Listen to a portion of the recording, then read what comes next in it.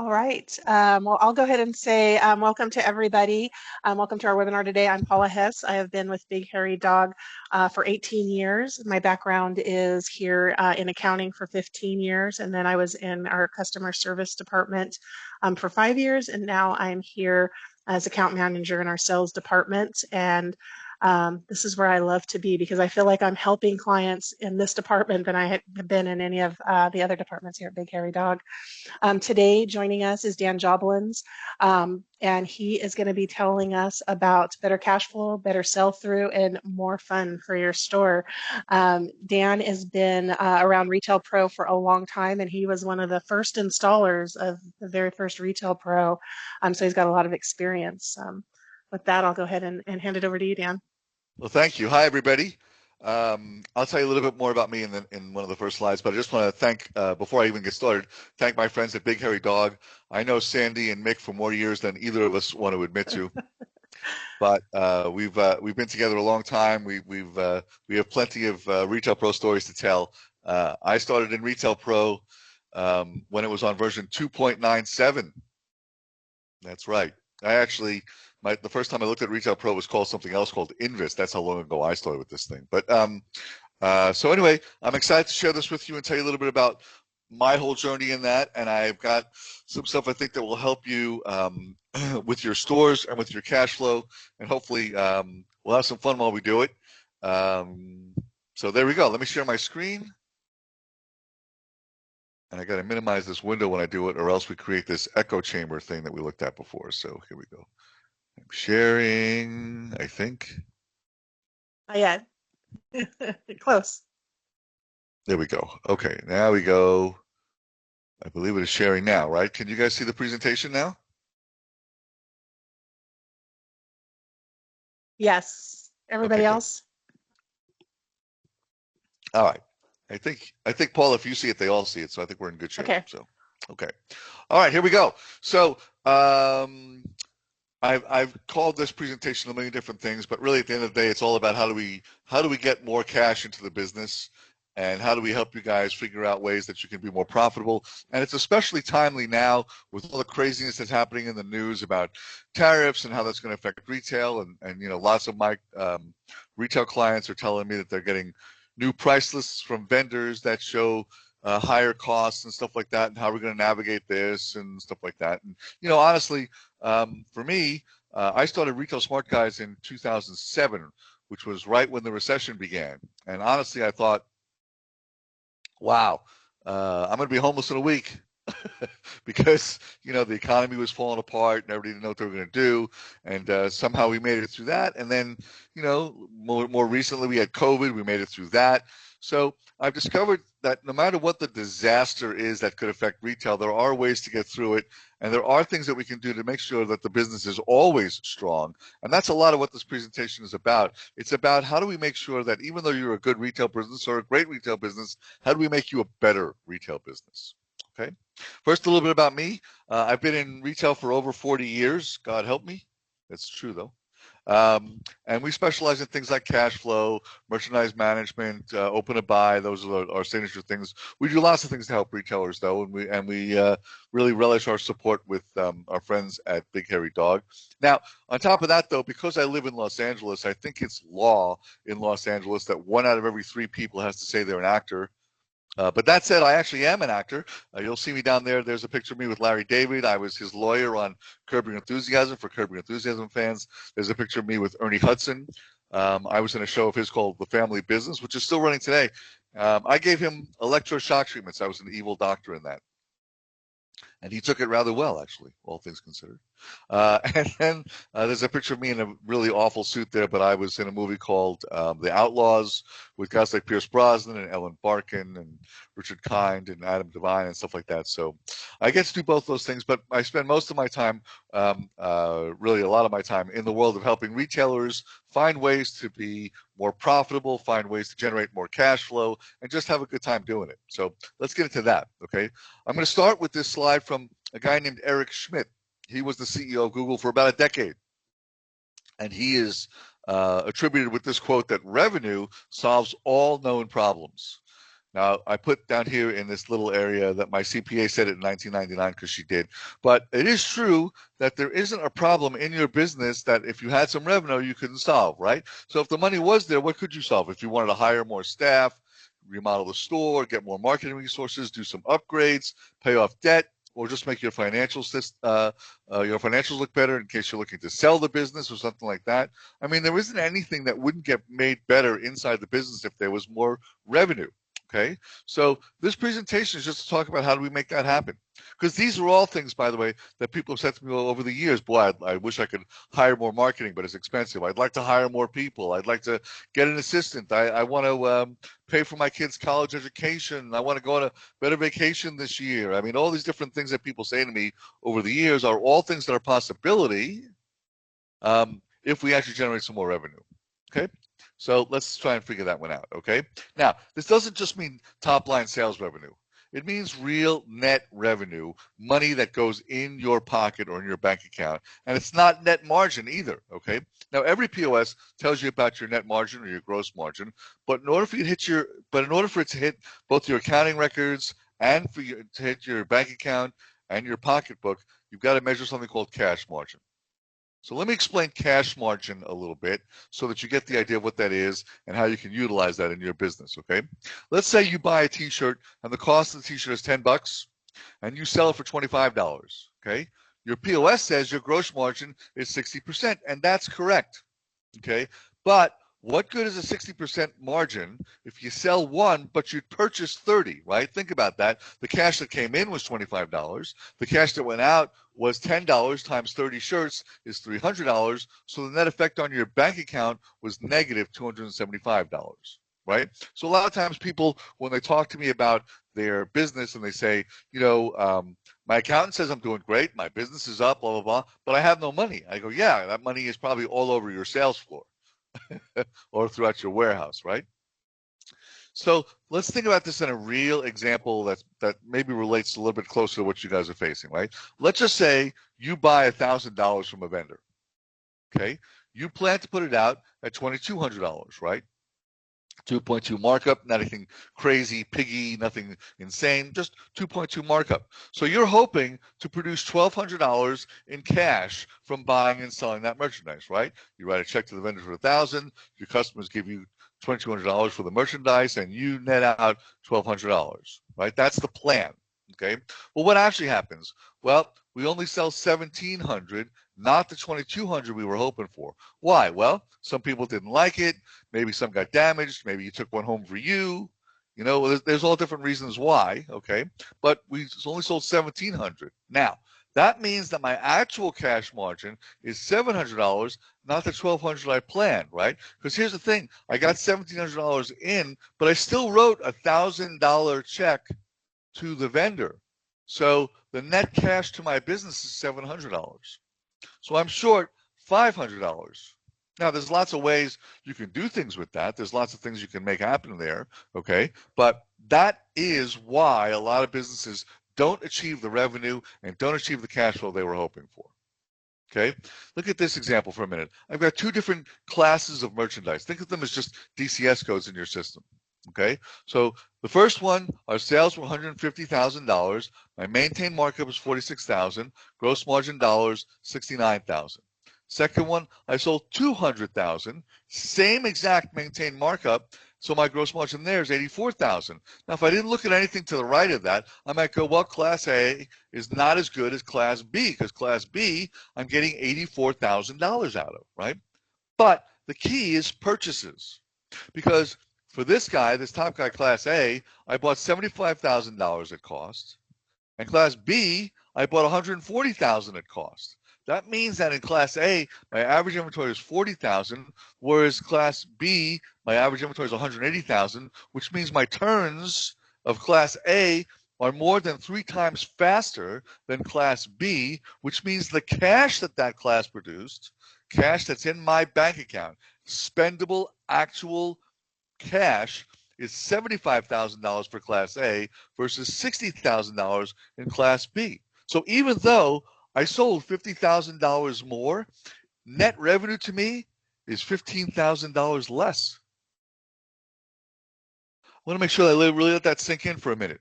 It's not just about what your sales and your margins are. It's also about how you land those goods.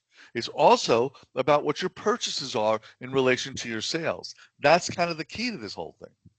Okay, so you spend more money on inventory than anything else, more than rent, more than people, more than marketing, more than technology, more than anything. So manicuring and curating that assortment is the most important job you have. Certainly, looking for old inventory is a way to find cash, okay? And we want you to do that, by the way. So, just sidebar on that one. I'm always a big fan of running reports based on that last received date, um, and looking for anything that's older, especially for those of you that are in fashion, anything that's older than 90 days, anything that's older than 120 days. Let's fish that out, figure out what we got to do to make that go into cash, right? We got to get our money out of that. I can talk for days about that strategy and how important that is. But really, the thing that's going to make you the most money long term, no matter what happens in the news, no matter what happens in the economy, no matter what happens in the world, is turn. Turn will make you more money than anything else. Look at this example for a moment, okay? If I have a store and I'm selling $1 million a year and I'm turning 2.5 times, my average inventory at cost is $240,000, okay? That's based on a normal markup, but again, about the 2.2 turn, 2.2 markup rather, okay? Now, if I could get the turns to go from a 2.5 to a 3, and I don't sell another piece, my average inventory will drop from 240 to 199. That gives me $41,000 in spendable cash by not overspending in my inventory. So if I could sell the same amount and lower my inventory by that much, I keep $41,000. Okay, so when you turn to me and you say, I need money for people, I need money for marketing, I need money to redo the store, I need money to upgrade to Prism, which you should do, I need money for all of those things, right? Um, where am I going to find that money? I just found it right here, just by getting you to turn a little bit faster. If I got you from a 2.5 to a 3.5, it's $69,000. It's kind of incredible, right? Let that sink in for a minute. Well, how do you get to turn faster? You do it by planning your sales and planning your inventory. That's how that happens. Here is an actual true life case of one of my clients, okay? This is just a snippet of their open to buy plan, but these are the stats. Look at this for a minute. So year to date through the end of September, they've done $1,440,000 in sales. Last year was $1,448,000, so they're down about $8,000 or 0.5%. On top of that, they've taken more markdowns. This year, their markdowns were 447. Last year, just under 400. So $47,000 more, or about 12%. However, because we've gotten good control over their spending, right? This year, at cost, they spent 901. Last year, they spent 976. That means that they spent $75,000 less in purchases. And if I just drop here to the straight bottom line, it means that their cash flow this year is 538. Last year at the same time, 471, even with more sales. So we improved their cash flow by $67,000 or 14%. Part of that was, we took some big markdowns to get out of some of those older inventories that were just tying up goods unnecessarily, okay, and tying up cash unnecessarily. But I produced 67,000. That's just through the end of September. I think by the end of the year, that number is going to be close to double that. It may not be exactly double, but it's going to be pretty close to that. So when you tell me you're looking for more money and you're looking for more cash, planning is how you do it, right? We plan their sales to be about flat, or a little bit less. We planned a little bit more in markdowns, but we planned their purchases to be less, so they produced more cash.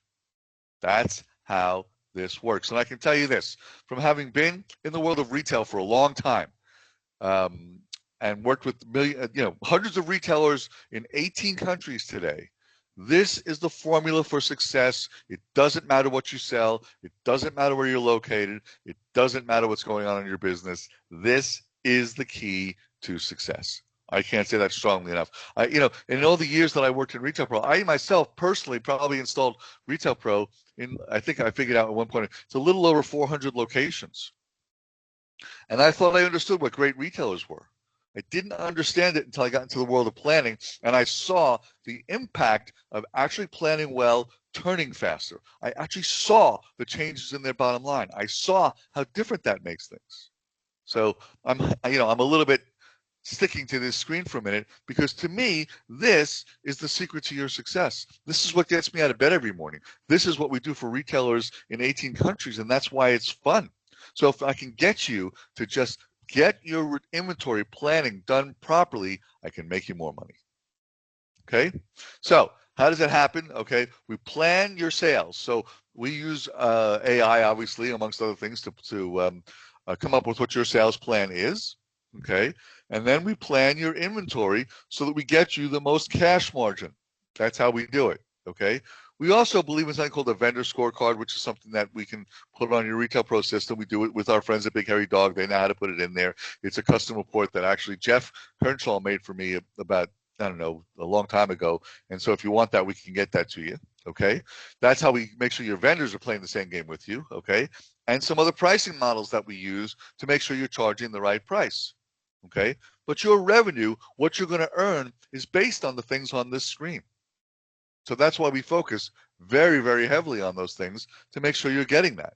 Okay, now you need a plan for your sales that is achievable. One of the things that people don't like sometimes about open to buy plans is they feel the sales plan is not achievable. We build that plan with you. Okay, we're not going to make a plan that you can't achieve. It doesn't help you. It doesn't help us. Okay, and just to be completely transparent about that, we have to make sure our plans are great, because when you work with us, you work on a month-by-month basis, right? So if we make you a bad sales plan, we're going to get fired. That's not why we're doing this, right? So we want to make sure that your sales plan is achievable, okay? And make sure that you're nimble in that. By that I mean, as we see changes in the marketplace, we're changing our sales plan to adapt to those changes in the marketplace. We watch for those changes. We make sure that those changes are in your business. It affects your buy. It affects how you work with customers, et cetera, et cetera. Okay. At the same time, okay, we have to plan your inventory, and not just what your inventory is every month, even though we do that. We look very carefully at how you end the season. The reason we look at how you end the season is because that's going to drive whether or not you have to take big markdowns, right? If you and I both have the same store and we're selling the same merchandise, the same categories of merchandise, and I end the season with 50,000 and you end the season with 20,000, you win. You've cashed out. Your money is now ready to spend on next season's goods, okay? I have to take big markdowns to get my money out, which means I'm going to A, earn less, and B, I'm going to convince my customers to wait because I'm a bad buyer and I'm going to have stuff on sale, and therefore, I don't need to buy it at full price. Okay? That makes sense? You guys with me on that? Okay, I want to make sure it's all clear and that you guys are doing well with that. Okay, and if any of this doesn't make sense, you'll get my contact list at the end of this, and you'll be able to reach out to me either directly or through Big Hairy Dog, however it happens. Okay, but doing these things, having a good sales plan and having a great inventory plan, okay, and I put this in red here, is the core function of profitable retailing. Okay. And with all this stuff going on right now, having a great sales plan and having a great inventory plan is going to be the thing that gets you the most cash. And it is the difference between good retailing and great retailing. So when you go to those trade shows, or when you're looking at your vendors' websites and you're trying to figure out what to buy for spring, what to buy for pre-fall, when you're out there doing those things, what you're figuring out still, what to buy for holiday, having a sales plan and an inventory plan so you know what you're going to actually achieve out of all that and can predict the cash flow from it is, to my mind, the best way to protect yourself against anything that happens in terms of tariffs, to protect yourself against anything that might happen in terms of the economy, and to actually find ways and little kernels of growth within your business. Okay, so what really is an open to buy? I mean, let me just give it some good definitions, okay? It starts with a great sales forecast. By the way, a sales forecast is not this year or last year plus or minus a percentage, okay? Many times accountants do it that way, And I'm not here to pick on accountants. You know, we work very closely with your accountant, so it doesn't do me any good to pick on them. It's not what I'm here to do. But they don't have the same tools to forecast you properly to make sure that things are going the right way. That's what we focus on, right? The heart and soul of what we do is really great forecasting. And our forecasting is not only considering what happened last year and the seasonality of your business, it's also where things are trending, not only in your business, but in the industry and in your industry. In other words, we look at women's wear trends different than men's wear trends, different than kids trends, different than footwear, different than action sports, different than pet stores, different than all those different things. We have to look at all those trends, and that's what we spend a lot of time doing. Okay? Now, that means that your data is not enough. You also have to get data from outside sources, right? And so that's what we're helping you to do, because we have a very large database of retailers that are utilizing our service to get the most out of it. Okay, so our forecasts are by month, and they are by location and by class. And the other thing that we do very carefully with you is we monitor the results. We monitor, like, did you achieve that or not? So, you know, when we give you a sales forecast, and if you're at it or right at it or a little bit below or even a little bit above it, we're fine. If you beat it by a lot, we want to find out why. If you didn't beat it, we want to find out why. Maybe you didn't receive enough of the goods. Maybe you didn't take the markdowns you need to take. Maybe the goods got it there, but they didn't get out on the floor. Maybe your salespeople don't like it. Maybe you didn't market it well. I mean, there's a lot of reasons. So it's not just going to be like, well, you didn't hit plan. How sad, okay? It's going to be like, let's figure out why you didn't hit plan, so we make sure that we continue to hit plan going forward. We make sure that you win next month if you didn't win this month, okay? That means that a lot of times when we do this, we say, you know, when you buy us, you buy the buffet. If you miss plan, we're going to dig into it. Was your marketing not good? Let's take a look at that, okay? Does your staff not like it? Let's take a look at that, okay? I often go out to stores and do sales workshops. Has nothing to do with open to buy, has everything to do with making sure people are profitable. And if you're signed on with us, by the way, that's free. We don't charge for that. So, you know, these are all things we're doing to try to take a holistic approach to the business and make sure you're doing well. On top of a sales forecast is a solid inventory plan. So the key to the inventory plan is the stock to sales ratio. You want to have a high stock to sales ratio at the beginning of the season, and then a lower stock to sales ratio at the end of the season. Okay, high stock to sales ratio means we have more inventory because we're convincing our customers that we have it. A low stock to sales ratio means we're getting out of those goods and then building our inventory up for next season. Okay, now that plan also needs to include an assortment plan, right? What are we doing by vendor?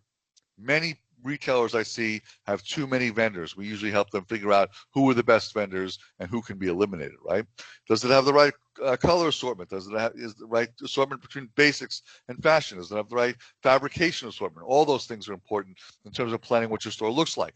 Look, as buyers, you have the hardest job in the industry, right? You go to a trade show and there's, you know, all those aisles and aisles and aisles of merchandise, and your job is to go through all that and cull it down to the right price points and the right looks and the right fabrications and the right color stories and all the things that you know your customer is going to like, right? Imagine your own customers walking those trade shows. They'd lose their minds.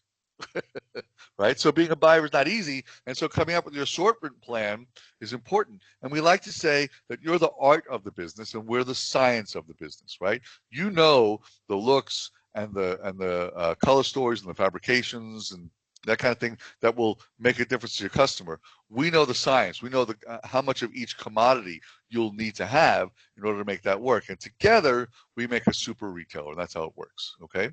It's also important that you flow inventory into something new every single month, right? There's the old adage, if your customer comes this month and sees what they saw last month, they're not coming next month. And of course, we have to monitor results on this, no different than we monitor the results of the sales, right? So did we land the inventory that we wanted to land? Is our inventory fresh and new and fun and exciting? I will tell you something I've learned from all the email providers, whether it be MailChimp or Klaviyo or Constant Contact or any of the other guys that are out there. I've talked with all of them. I've done survey work with all of them. I've done some analysis with all of them. Here's what I can tell you. For a retail store, the lowest open rate for your email is sale or clearance. That always gets the lowest open rate. The highest or the best open rate is new merchandise. This just came in. goods we just received, that always gets a higher open rate. So, you've got some customers that are sale customers that are going to come and take the stuff off sale, and you need a group of those guys to get you out of the goods that didn't sell, right? There's no such thing as a perfect buyer. So, if you've got goods left over, you want those people to do that. But the lion's share of your customers are going to be buying the new, most exciting, fun stuff. And so you want to make sure that you're flowing in something new every single month so they come back every single month. That's how you do it. Okay? All right. So why do stores use an open to buy plan? First off, at its heart and soul, it is a cash flow plan. When you look at our open to buy plan for you, what you're going to see is the amount each class, each DCS code, what does that contribute to the cash that you need to pay rent, to pay your people, to pay your marketing, all that kind of stuff, right? So you can actually see and predict what each one does to contribute to the cash, okay?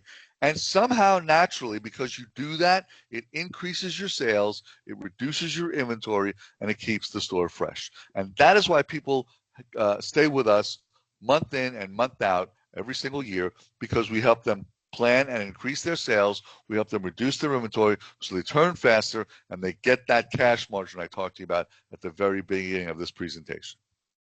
Okay? Now, what do we do? Okay? Or how do you use it, right? Well, the first thing is we want to make sure we have the right DCS structure. Now, some of you have crazy DCS structures out there. I see it a lot. Way too many, way too few. It doesn't really reflect how the business runs, et cetera, et cetera. If you have that going on, we can help you identify what it should be, and we'll help you get it cleaned up with help from our friends over at Big Hairy Dog, right? Making sure that you have the right department class structure is a really important step. That structure is really for you as buyers. I know some people like to think of it as like, well, how does my customer want to see the merchandise? It really is far more important that it works for you. Okay? Then once you've got that done, develop a solid forecast, both a sales forecast and an inventory plan, which is what steps 3 and 4 are about, to make sure that happened. Okay? Once you've done that, you're going to review what your planned cash margin is. Does it solve the problems you want to solve? Is it producing enough revenue to add more marketing resources if you want to do that, to add more people, to do the upgrades you want to do, to take a better vacation, to pay for your kids' college? Is the business producing enough cash flow for you to achieve the goals you want to achieve? And I put at the bottom to call me when it gets all too hard, because this is what I do all day, every day, right? And I have to say, I actually really do love it. I hope you're getting that sense from this presentation. But, I have really found my niche in life. This is something that really, really makes me happy. And so, this doesn't feel like work to me. It's fun to me. When I can help a store make a change like this and things get better for them, man, that's what gets me out of bed in the morning, So I love this. It's not work for me. Much to the chagrin of my wife, she's always like, it's Saturday morning. What are you doing? I'm like, well, I'm looking at the store's numbers because I like it. I enjoy it. It's fun for me. Okay, and we are committed to doing that for you. And if you look at our logo now, we changed our logo to say planning with heart, because what's very important to us is that we put our heart and soul into this thing. We care about you like your family. We care about your store as if we owned it ourselves, and we celebrate your wins with you, and we cry over the losses. But our next thing is to figure out strategically how to make things better for you and better for your store so things go better. Okay, so we have to look at it and say, well, your store is not a store. It's actually a lot of little businesses under one roof, right? Which classes can we grow? In that example I showed you earlier, we've identified several classes within his store that are actually growing despite whatever else is happening. Yeah, there are some that are shrinking, and we knew they were going to shrink. And as a result, as you saw by the other thing, we reduced the receiving plan of the ones that were going to shrink. So we didn't just do what we were going to do, right? We broke it down by class to each of those things so we can actually plan how that's going to work. Okay, and then when we see the classes that are growing, figure out, okay, well, what's compatible with that, so we can buckle on some growth with the compatible classes at the same time. Okay, which classes are in maintenance mode? They're just sort of doing their thing. They're not really scheduled to grow, but they're there. Our customer likes it. They're there. We just keep that going. We keep that churn. We make that happen. Okay, and finally, which classes do we drop the revenue in? Which ones do we know are not working? Which ones do we see are just not happening? Okay, how do we take the steam out of that? Okay, and put that money though into classes that are working, so that we don't just lose the dollars. We don't just give up on the fact that, well, this thing isn't working so well, so we're going to get money out of it, right? Well, we're not going to get the money out of it that we used to. No. We got to figure out what we're going to invest in so that we continue to preserve our cash flow and preserve our profitability. Okay, now that means that as we set those plans in motion, we have to monitor them, right? Did we buy what we said we were going to do? Are the forecasts right? Okay, did we get the money we thought we were supposed to get? Okay, how do we think tactically and strategically? Strategically is sort of the overall, right? This is where we want to be. This is the money we want to make. This is what we want people to think about our store. And tactically are the individual steps each day to get us to that strategic plan. Okay. Our job as your planner is to step you outside of the day-to-day, right? And get you to think about that. Every day you're working at your business, working with us means we're going to take you out of all that and get you to work on your business so that you achieve these goals that you're getting to. Okay? That's our job. And, it isn't like we're geniuses. I'm going to tell you straight out. It's not like we're geniuses at this thing. We're not any smarter than you are. Okay? But the difference between us and you is that in a given day, we talk to more retailers than you do. So we started this phone call at 11 o'clock Pacific time. Before this webinar, I've had 4 different meetings with 4 different retailers. Okay? Throughout any given day, I meet with 10 to 12 retailers. So in a week, if I've talked to 50 to 70 retailers, okay, it just means I get to sort of see what's going on out there. I get to glean the greatest hits of what's happening, and I get to share that with our retail partners so that they can see what's happening and make sure that it's working, and make sure that it's working well for them, right? That is the idea behind all of this, is to give you some insights that you're not going to get anyplace else. Okay? So what do we do? So on the left here is our planning, okay? We're connected to all versions of Retail Pro. I'm certified, by the way, in all versions of Retail Pro. I started, as I said, in version 2.97. I am certified through version 9. I will be certified through Prism. I'm not there yet. But we also partner very closely with Big Hairy Dog. And what this also means is that if you're having an issue, I can talk intelligently with both you and Big Hairy Dog to make sure we're resolving that issue, okay? Example, one time I had a client and they had this crazy high markdown number. It's because someone scared a UPC code into the price field, and then the cashier just took $1 billion markdown to get the price where it should be. We figured out ways to help them fix that so the records were correct and that kind of stuff. Okay? Also, in our planning system, we don't view it as a thou shalt do it that way. We view it as a discussion. And let's figure out together what's going to work right for you and make it all work well, okay? Now, for lots of other retailers, we also do PO entry. So if you don't like entering your purchase orders and you want someone else to do it for you, we do that for you, and we do it for less than minimum wage. I have a crew of people offshore that are already entering purchase orders into Retail Pro, all versions, okay? Literally, they have guys on version 7 they're doing it for, all the way through Prism. Okay, so if you don't like doing it, or even if you just need occasional help in it, we're happy to do that for you. Okay, there's no long-term agreements to that. Okay, no time commitments. If you need us for 2 hours this month and you don't need us next month, that's fine. There's no minimums. We bill on a permanent basis, so it's a great way to you be alleviated from the things that are causing you to not be focused on what? Your inventory, your sales, your customers, and your staff. Right? Those are the most important things to manage. And if you're back there typing stuff into your system, then you're not focused on the 4 most important things in your business. And we want to get you away from that. And we'll do it for less than minimum wage. And if you hired someone locally to do that stuff, that'd be great. You could do it, but you're going to have to guarantee them a certain number of hours. You're going to have your employer contribution to it, et cetera, et cetera. Okay. We also do bookkeeping. So we use, again, folks offshore that do the bookkeeping, but they're CPAs. So they actually understand accounting better than just a normal bookkeeper does. Again, it will be less than anybody here in the U.S., and they do an amazing job with it. And then just generally anything administrative that you need help with. I had a client, they were trying to figure out how to get their store online. And they had never put UPC codes into their system. And the buyer was putting them in, and at the rate that he was putting them in, that site probably would have gone live around the spring of 2090. So we took it over and we were done in 2 days.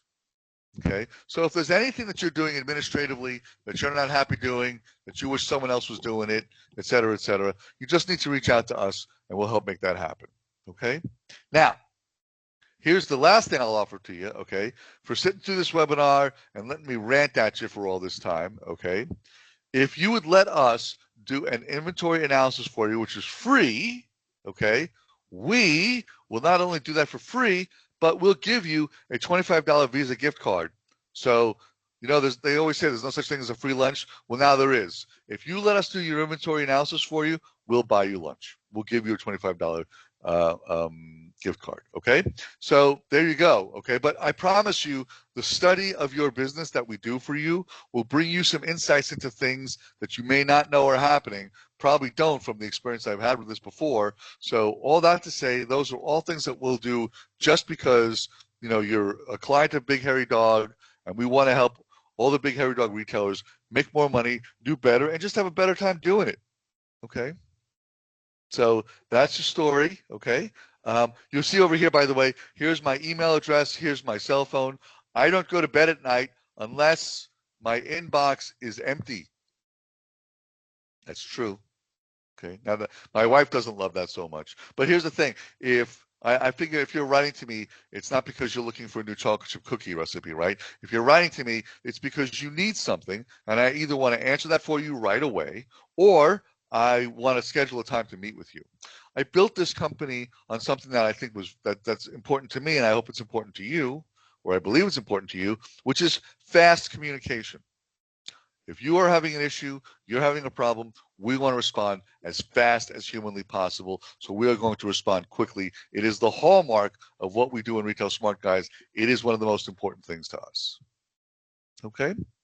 All right. That's my presentation for today. So what I want to do now is I want to go back to the Zoom meeting. I want to stop the share. There we go. Now you guys are seeing me. So if there are any other questions or comments or thoughts, this would be a good time to throw those out. I'm more than happy to help you in anything I can.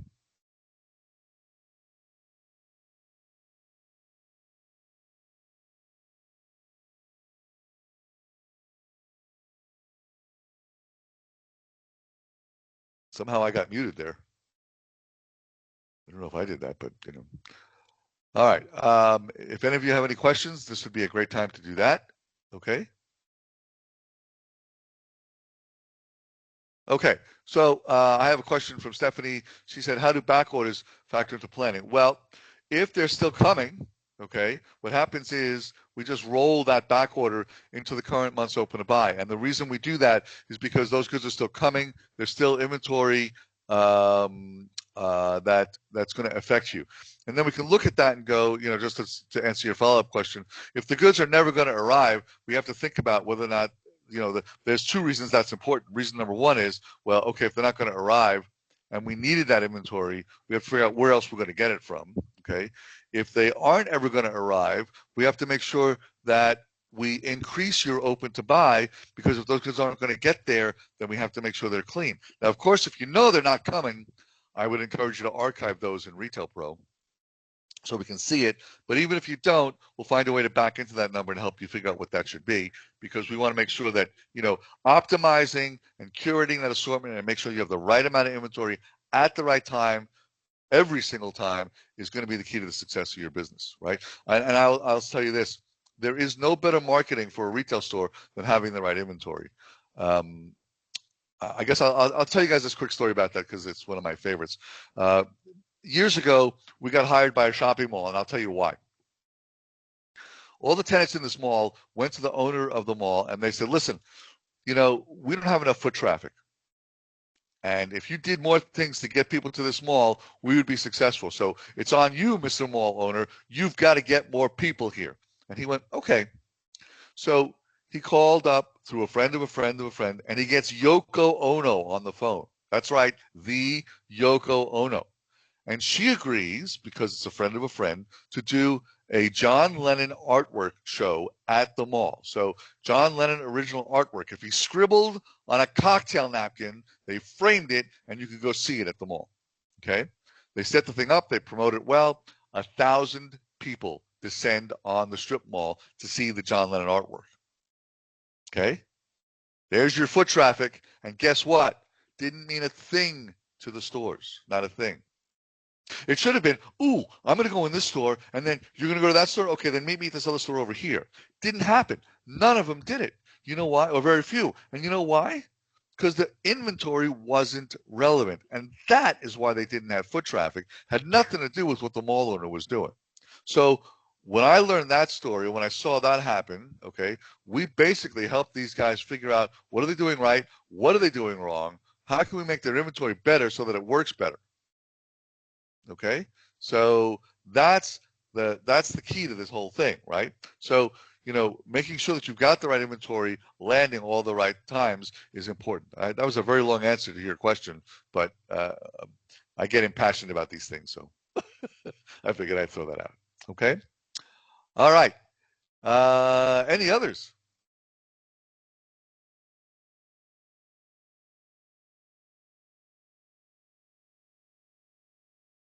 It's All right. amazing. In this short period of time, I have answered every question about retailing that there could possibly be. I should win. I should win the Big Hairy Dog Presenter Prize for that, I think. I think so, Dan. I think so. There you go. Well, thank you very much for your time. And Dan shared his link there. I'm going to also share the Big Hairy Dog contact information here if you want to reach out. If you think of any questions that you have, you can reach out to us or to Dan directly, and we can get you in contact. And we'll send everybody attending, we'll send a recording of the video, and then we will also have it available on our website as well at bighairydog.com so that you can view it there anytime. And we have Dan's number. It's in the chat, so you'll all have it in the chat as well. All Yep. right. Well, thanks everybody again. I put my email on there too, so that it's there. So please reach out to me. I only have one interest, which is to figure out how to help you. And I can tell you this: that here's the last thing I'll say about the inventory analysis. If I analyze I do them personally, and if I look at that and I go, you know what, there's not enough return on investment for them to work on us, I'm still going to give you the results of it. I'm still going to make sure you understand what you can do in your business, but we won't even give you a proposal because it won't make any sense. Okay, so no harm, no foul. There you go. Hey, thanks to my friends at Big Hairy Dog for letting me do this with you guys. My partnership with you guys means a great deal to me. So thanks to Nick, Sandy, and to you, Paula, and Jeff, and everybody there, and all my friends that I've had friends there for decades. And I really appreciate all that you guys do to support us. And we love supporting you. And let's see if we can't make things better for our retail friends. Yes, we love it. And our clients are very happy. We appreciate what you bring to the table for them and helping them be successful as well. Thank you. Terrific. Thanks, everybody. Thanks, everybody.